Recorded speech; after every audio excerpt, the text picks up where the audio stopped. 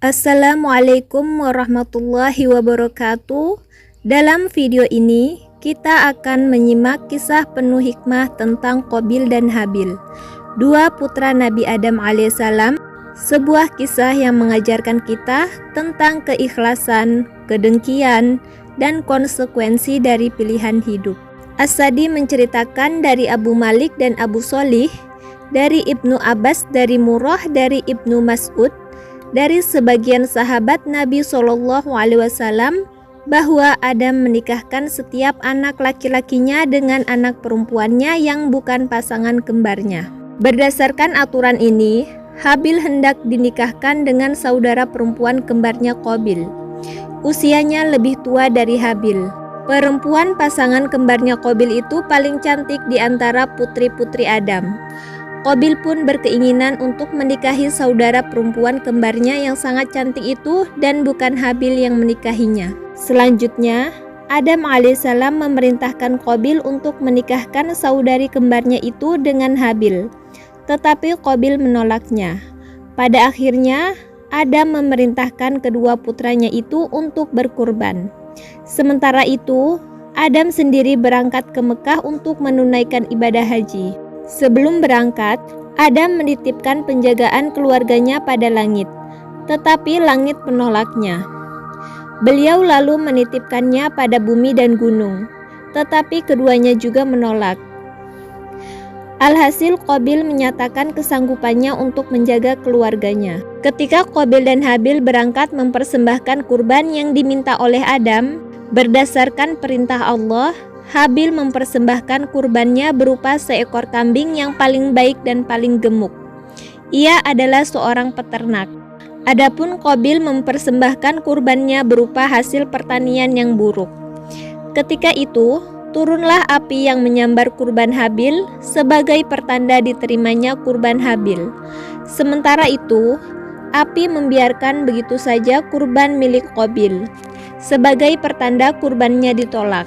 Qabil marah seraya berkata kepada Habil, "Sungguh aku benar-benar akan membunuhmu hingga engkau tidak jadi menikahi saudara perempuan kembarku."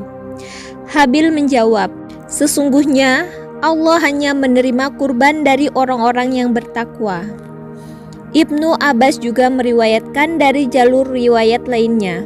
Dari Abdullah bin Amru, Abdullah bin Amru berkata, "Demi Allah, yang terbunuh Habil adalah orang yang terkuat di antara dua kakak beradik itu. Tetapi ia menahan diri dari perbuatan dosa dengan tidak menggerakkan tangannya, tidak melakukan perlawanan untuk membunuh saudaranya itu." Abu Ja'far Al-Bakir meriwayatkan bahwa Adam merasa gembira karena kedua putranya telah melakukan kurban dan yang diterima kurbannya adalah Habil, sedangkan kurban Qabil ditolak.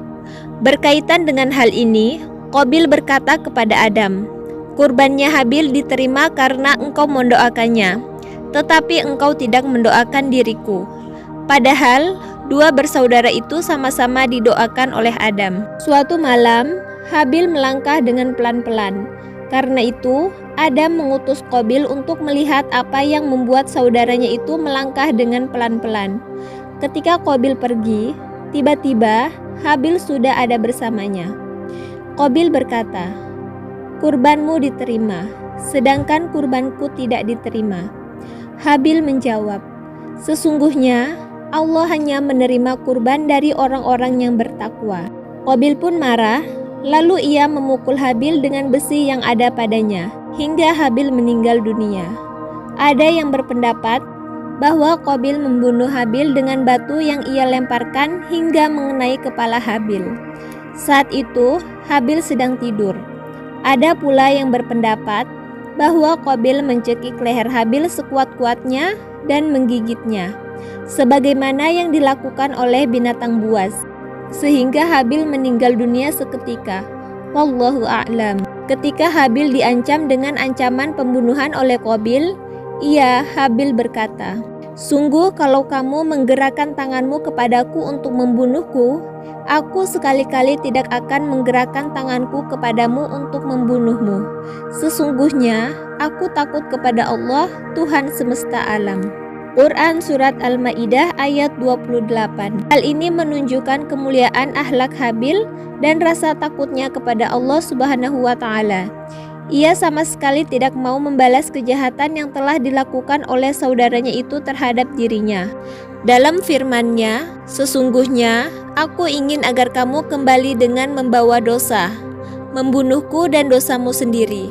Lalu kamu akan menjadi penghuni neraka, dan yang demikian itulah pembalasan bagi orang-orang yang zalim." Quran Surat Al-Ma'idah ayat 29. Maksudnya, sesungguhnya aku, Habil, tidak berkeinginan untuk membunuhmu, meskipun aku lebih bertenaga dan lebih kuat darimu. Wahai Qabil, engkau sendirilah yang akan menanggung dosa pembunuhan terhadap diriku dan dosa-dosamu sendiri yang pernah engkau lakukan sebelum ini. Demikianlah pendapat yang dikemukakan oleh Mujahid As-Sadi, Ibnu Jarir dan ulama lainnya.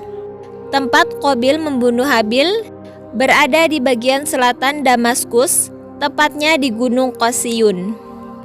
Terdapat sebuah gua yang dinamakan Gua Darah. Gua ini dikenal sebagai tempat Qabil membunuh Habil.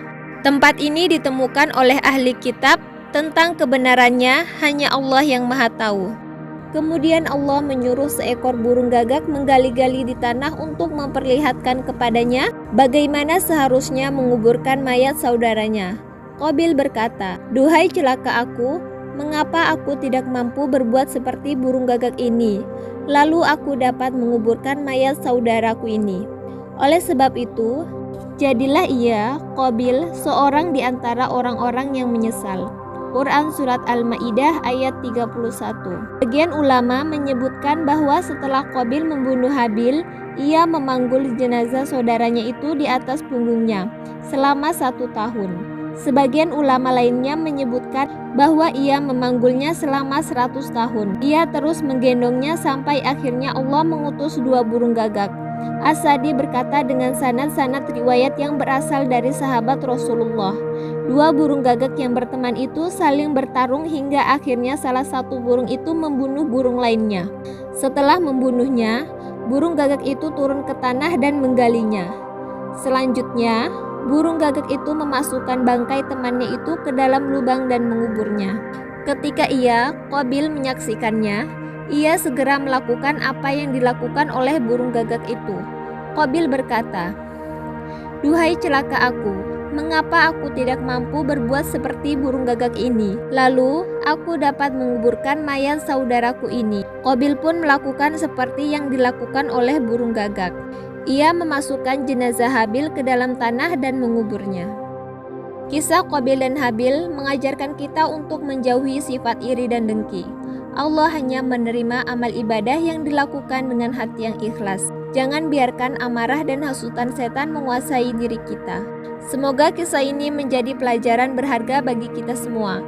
Wassalamualaikum warahmatullahi wabarakatuh.